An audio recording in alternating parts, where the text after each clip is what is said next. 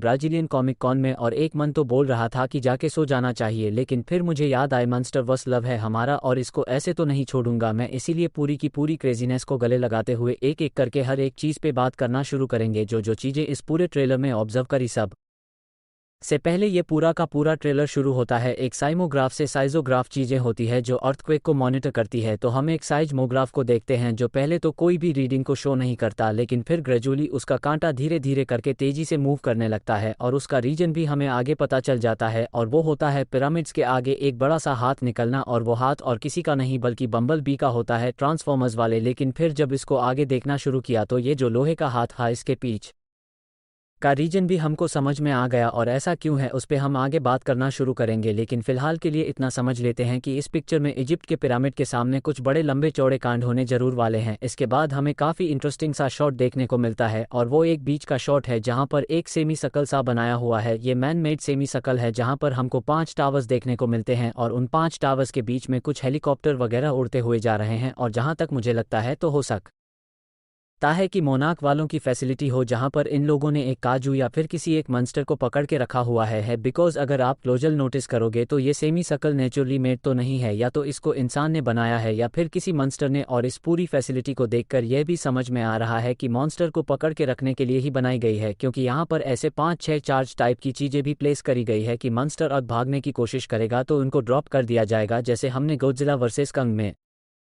Godzilla के ऊपर drop करते हुए देखे थे, जिससे वो सब ड्यू हो जाता है कुछ देर के लिए। तो प्रोबेबली हो सकता है कि ये वैसे ही चार्जेस हो। और इसी मॉन्स्टर को लेकर मेरी कुछ थ्योरी हैं, अबे कौन है क्या है इस पे किसी और वीडियो में बात करेंगे, लेकिन हो सकता है कि वो चीज़ हो। लेकिन फिर इसके बाद का शॉट काफ़ी इंटरेस्टिंग है, क्योंकि हमको हलो अर्थ के पहले शॉट दिखाई जाते हैं, और ये वाला शॉट देखने में काफ़ी मज़ेदार था। मुझे इसको देखकर पहले लगा कि ये जो ग्रीन कलर की बीम्स है ये शायद बीम्स ऑफ लाइट है, शायद हमारे अर्थ फलोना आर्टिफिशियली क्रिएट करी हुई है, मतलब ऐसे ड्रिल करके होल बना लिए हैं जो हम लोगों ने फर्स्ट पार्ट में भी देखे थे। उसके थ्रू ये हलो अर्थ से कम्युनिकेट कर रहे हैं उनकी रिसोर्सेस खींचने के लिए। लेकिन जब हम लास्ट वाला शॉट देखते हैं जिसमें गॉडजिला और कंग एक साथ दौड़ रहे हैं, तो वहां पर हमको क्लियर हो जाता है कि ये एक्चुअली रेज ऑफ लाइट नहीं है बल्कि शाइनी क्रिस्टल्स है, which makes this pretty interesting. क्योंकि जब हम लोगों ने हलो अर्थ को गॉडजिला वर्सेस कंग में देखा था तब हमको ये ग्रीन कलर के क्रिस्टल्स कहीं पर भी नज़र नहीं आए थे। वही मीन्स या तो ये चीज़ें बिल्कुल नहीं है, या फिर होलो अर्थ का ये वाला पार्ट हम लोगों ने गॉडजिला वर्सेस कंग में नहीं देखा था। And it technically also makes sense, अगर आप सोच के देखो तो ये ग्रीन कलर के जो बीम्स है ये हो सकता है कि हलो अर्थ को स्ट्रक्चरल इंटीग्रिटी प्रोवाइड करके रख रही हो। लेकिन फिर इसके बाद हमें हमारी पिक्चर का हीरो कंग दौड़ता हुआ नजर आता है, और इसके पीछे एक एयरक्राफ्ट भी है। अब ऐसा ही एक एयरक्राफ्ट हमने गॉडजिला वर्सेस कंग में भी देखा था, लेकिन ये वाला उससे काफ़ी डिफरेंट